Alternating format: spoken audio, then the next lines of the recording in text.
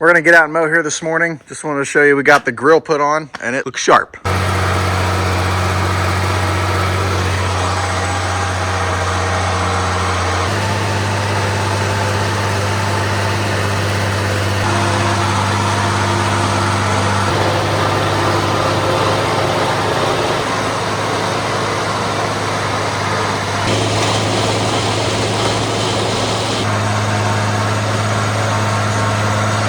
So the first and second crop hay is on the ground. This is going to be some really high quality stuff if we can make it right.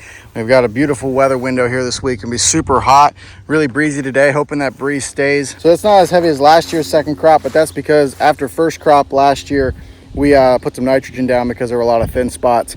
And so all that grass just ate it up. We had a heavy second crop, but we didn't have a heavy first crop. I would love if we got 400 bales off of here, at least half of what we get on first crop. That would be my ideal number. I mean, ideally I'd like 1,000 bales, but that's not gonna happen because that's completely unrealistic. So 400 is kind of my happy medium. I will be happy if we get that.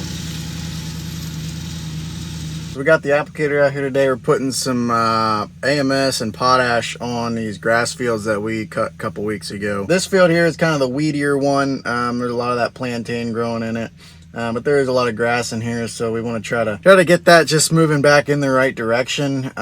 This stuff is hasn't really been fertilized ever, I don't think. So we're doing about 100 pounds of AMS and 100 pounds of potash per acre. So we're coming out to 200 pounds an acre roughly, and we've got 10 acres that we're gonna do. So yeah, he'll knock it out here pretty quick, and hopefully second cutting we have, you know, a pretty decent one. And I don't know if we'll take a third cutting or not. We may or may not, but hopefully it'll at least get us in a better position for next year, and we can get a little more tonnage off of here. Fast forward a few hours, we just delivered a load of hay here. Delivered 50 bales of the meadow grass that we made. That actually seems to be a pretty hot item coming out of the barn here. Cheap hay, it's $5.50 a bale.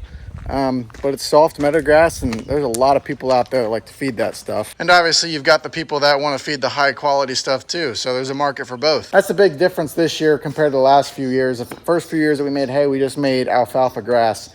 That's all I made. But here this year, with the additional ground that we picked up and the new seeding we planted, we have a much bigger variety of hay, whether you want alfalfa grass, straight grass, meadow grass, all these different things. Big bales, we even got that this year. So having that variety definitely helps you find more customers, cater to more people, and broaden your ability to serve people.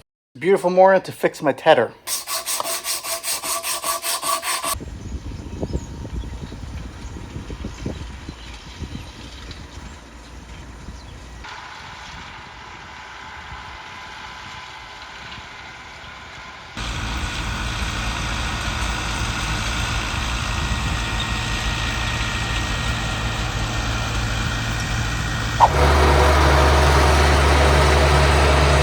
Doing a custom job today. We've got 6 or so acres of alfalfa I'm cutting for a guy. It's a pretty nice stand of hay. It's a long strip, goes down there. Got to get my cutter bar height set properly.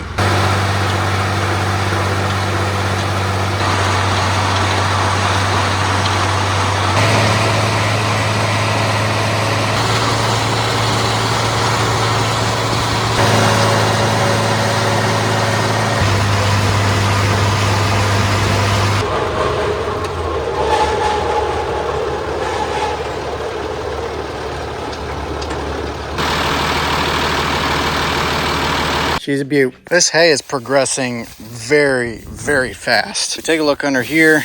There is still a little bit of damp stuff like this. We've got a really nice breeze going, but the majority of this hay is honestly could be baled right now. I'm tempted, I'm slightly tempted to try to bale it today. I don't know, it's tough. It's just so hot and sunny out that it's drying way faster than I expected. It'll definitely bale tomorrow, and I'm just gonna have to rake it early, like 8-9 o'clock, when there's still a little bit of dew on it, so that we don't bust leaves off. It is 7 o'clock on this beautiful Wednesday morning. I'm out here checking hay right now.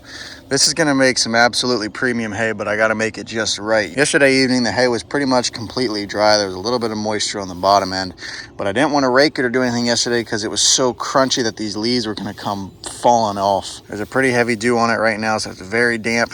The sun will do its job here in just a few hours, but we got to come out here and rake it at just the right time where there's a little bit of moisture on it so that we can hold on to some of those leaves. And then we should have some phenomenal looking hay. I mean, we have got gorgeous orchard grass in here, really nice alfalfa.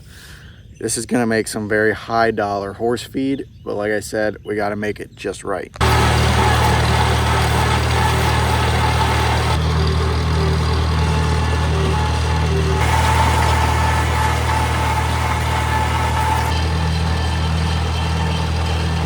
Halfway through raking this hay here, I just had a guy come and get some hay, so I had to pause what I was doing. Kept a lot of leaves on there. It seems to be drying even in the windrow.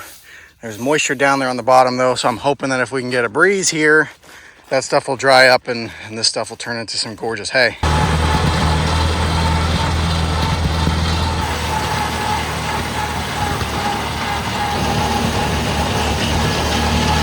This field was definitely drier when I raked it, obviously. It took me an hour to rake the other one, so this one got to dry an hour longer. Field over here, I raked with more moisture on it, so we're gonna check it out and see how it's doing. This is honestly even nicer hay, but underneath, there's still a good bit of moisture there. That right there is pretty damp and wet, so I'm hoping that that dries. Currently 12:30. We're gonna do a quick bucket test to see how this hay's coming along, hoping that the bottom of the windrows are drying up. Still kind of damp, but maybe not as damp as it was. Pack it as tight as I can get it. 33%. Part of me is debating if I should flip the windrows over. I'm just afraid if I do that, I'm gonna bust so many leaves off. The whole point of me raking as early as I did was because I was trying to save the leaves.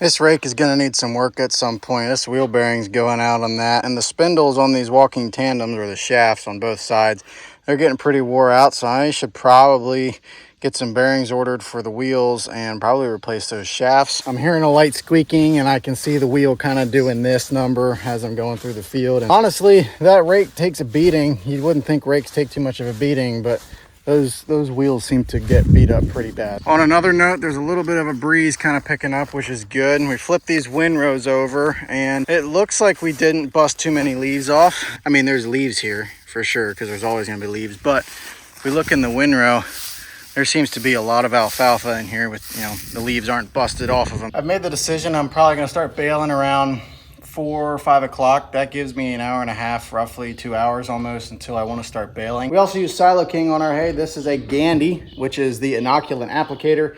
It's an old-fashioned inoculant applicator.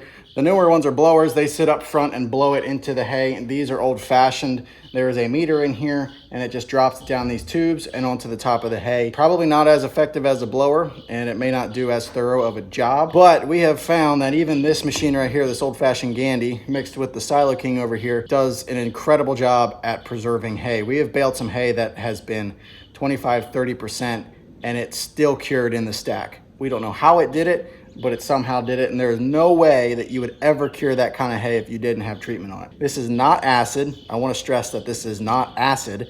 This is a dry inoculant.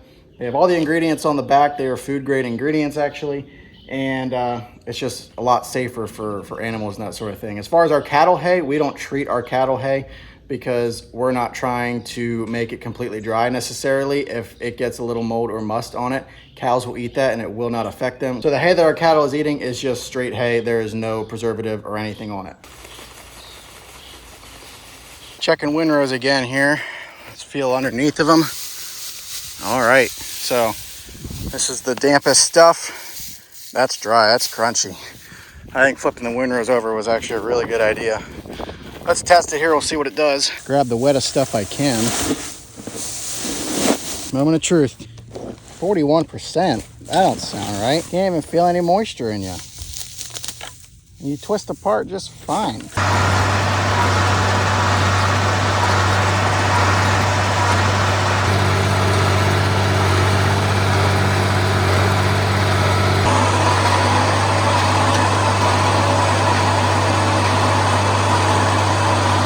I just wanted to bale a few bales just to see how they turn out. I want to check some moistures on them. Is that a second cutting bale? Yeah, I think it is. Or is that an old first cutting? That's 13.6. That is 13.7, 14, 14, 15. Still perfect. And what we got here, That is 18. 18 is honestly ideal because anything under that, the leaves just get so dry they bust off. So that's a good one there. Part of me almost wants to wait a little bit though until the sun goes down a little bit more so a dew almost sets on it, so I hold on to more leaves. I don't know if I'm gonna do that or not. Anyway, it's fit to bale. I'm gonna go down, get water, and I'm actually gonna mow where the wagons sit. It always gets grassy right there, so I'm gonna mow that quick while the wagons aren't there, and then we'll be ready to hammer.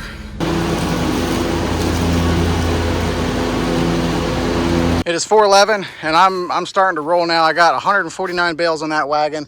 I'm not in a huge rush yet, which is why I'm currently not baling right now.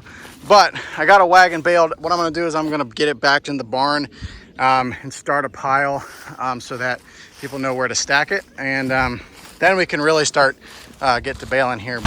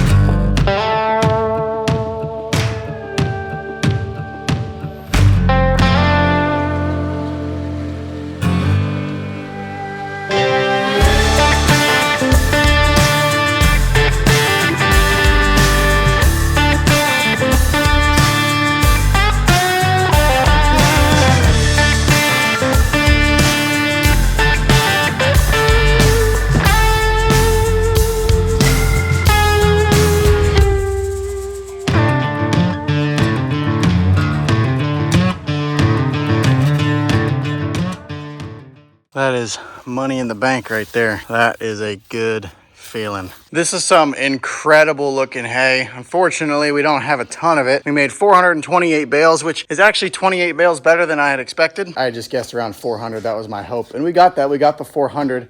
I got 110, 120 on this wagon here right now. We didn't unload that because I have got a guy that wants to take 100 just pretty much right off the wagon. So I didn't bother unloading it, but he will come and get some of that next week. I want to do a little bit of moisture testing here and see what these bales are doing.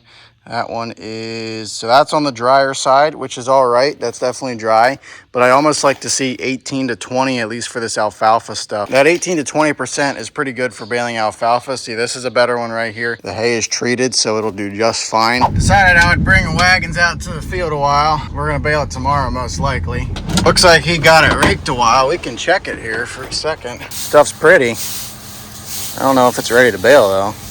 A little damp on the bottom side. Yeah, I don't know. It'll probably be ready tomorrow.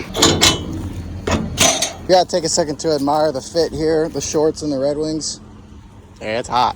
So the gentleman wanted this hay baled tomorrow, but I want to test it here quick just to see what it's doing more. Oh, it would go today. I just got off the phone with the guy at the field. He said he's good with us baling today. So I'm gonna kind of get the baler ready here. It's 12 o'clock now. I'm not gonna bale till at least 5 o'clock. So I've got plenty of time to kind of make sure everything is good to go. And then probably around 4 or 5 o'clock, we will run over there. It'll take me 20, 30 minutes to run the tractor over there. Fortunately, with this hay, I don't have to do any unloading. I'm just driving over there, baling and leaving. That's about it. And I'll go get my wagons some other day. Greasing the nodder on the baler is the one thing that I do constantly. Like every day before baling, I will go through and grease up the nodder and make sure that it's ready to go. According to the owner's manual, you have to grease the nodder about like every 1,000 or 1,500 bales. I'm not sure the exact number, but I do it about every 500. I'm not over greasing it. I'm just coming in here and putting a pump or two in on each zerk just to make sure that it is always lubricated. And this year I have only had one mistie, and actually I'm not even sure it was a mistie. All I know is I looked back and I saw a bale bust apart. I think it's just because it hit the wagon wrong. But last year I had, you know, when I baled a cutting of hay, for every 500 bales I baled, I probably had 2 or 3 misties. This year I've had maybe one mistie in 2,461 bales. So I think that's a testament to me just keeping an eye on the nodder and making sure that it's greased. It just allows for flawless operation. There are so many moving parts on this baler, especially right here, but just everywhere, all over it. There's so many moving parts. That's the biggest piece of advice I can give to anybody is just keep your baler greased. Honestly, just keep all of your equipment greased. But if there's one thing, like if you only have one tube of grease, grease your nodder.